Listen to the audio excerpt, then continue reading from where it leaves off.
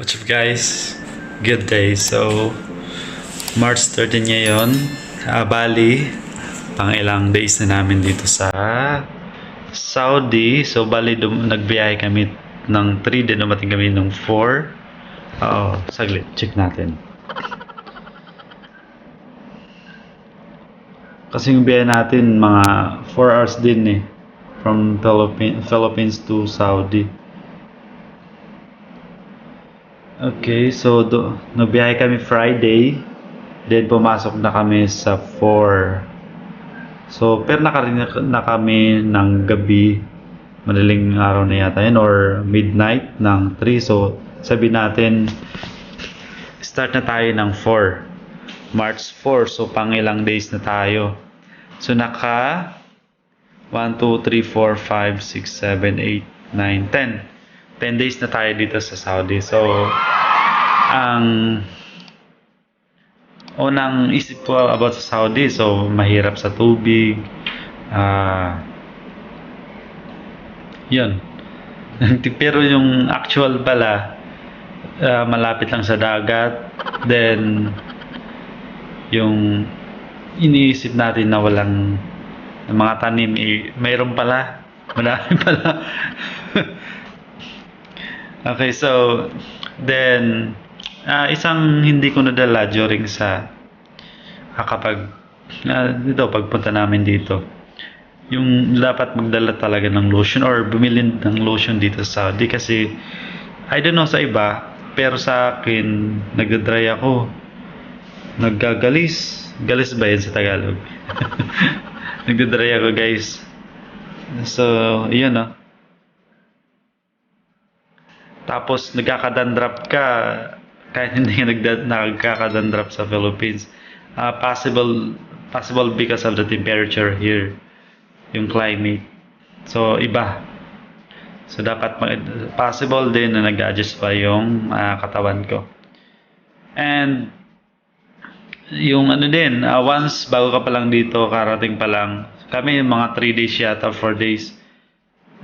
Yung sinasabi nilang jet lag, kasi yung body time mo is nag-adjust pa, palagi kang puyat.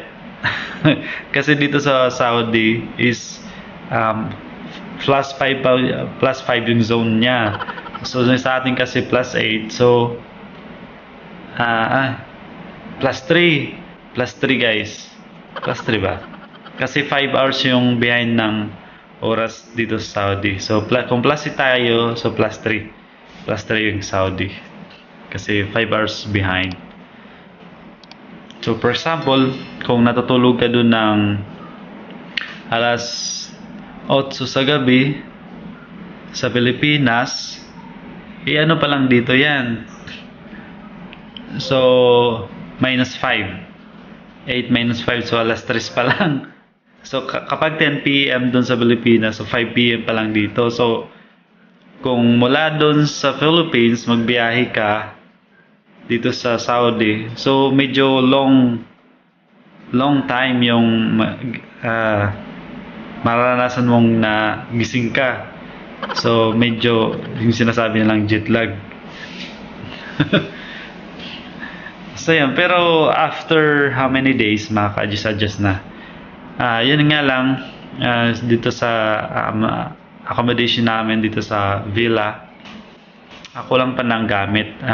Actually, we personally provided things katulad sa rice cooker, stove, although the employer na nagsabi sila na provide, pero hindi na mahihintay namin kasi wala kaming kakainin. And yun, wait lang ninyo yung next upload natin ng vlog, kasi makikita ninyo doon yung experience namin, yung struggle, although hindi naman struggle, tawag doon sa Tagalog, pagsisinop or pagiging matiisin, yon, tiis-tiis lang. Kasi doon, sa next vlog na i-release natin is kung paano kami kumain ng walang rice cooker, ng walang anong gamit except sa heater kasi yun ang first na nabili namin na gamit. So by the way, tatlo kaming magkasama rito, tatlong Filipino. Then yung villa na accommodation namin is bago pa lang. Then kami pa lang yung first time na nakatira rito. Then the rest of our workmates is nasa ibang villa which is existing na. So matagal na sila. So tatlo lang kami yung magkasama. Sa first vlog natin, yung tatlo kami. Sila Bossing Mustafa and Bossing Aji John. So yun, mababait sila. Okay, so wait lang ninyo guys. Next vlog natin. Okay? And of course, don't forget to subscribe, like, and share to our YouTube channel para naman makadagdag sa allowance natin. Okay? And ayun, wait lang pala. May share lang ako. Sa ano pala, dapat magpa-exchange money na kayo doon pa lang sa Philippines, sa Philippine Airline. Para pagpunta ninyo dito sa Saudi, kung sakasakali mag-Saudi kayo, is may pera na kayo. So, as of the moment, probably 14.7 yung equivalent per 1 real. So, hindi na masama. Pero, once mag-exchange ka from peso to real, medyo kunti. Kasi yung 10,000 mo, probably mga 500 or 600.